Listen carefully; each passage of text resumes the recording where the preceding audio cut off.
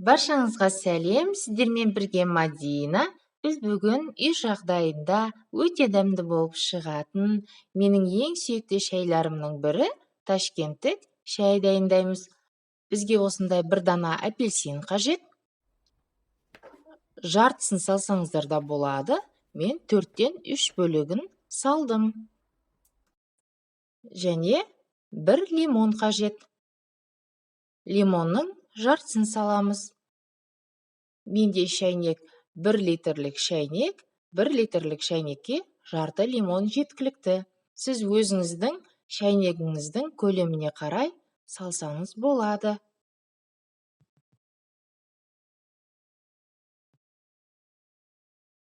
Шайнегімізге апельсин, лимон, осындай науат саламыз. 1 ас қасық көк шай, 1 ас қасық қара шай саламыз.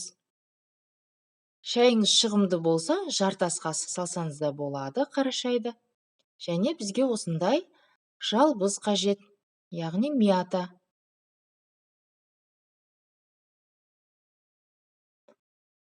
Қайнап тұрған ыстық суымызды үстіне құямыз.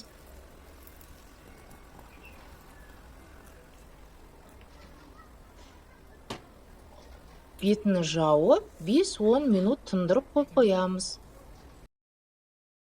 Мінекей біздің шайымыз дайын. Қараңыздаршы, қандай керемет, ашық қызыл, өте әдемі болып шықты.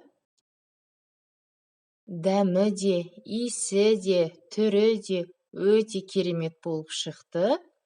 Сіздер де үй жағдайында жақындарыңызға, балаларыңызға осылай дайындап беріңіздер. Менің каналыма тіркелмеген болсаңыз, тіркеліп, лайк басып, комментарий жазуды ұмытпаңыздар. Видеоны соңына дейін қарағандарыңызға көп-көп рахмет.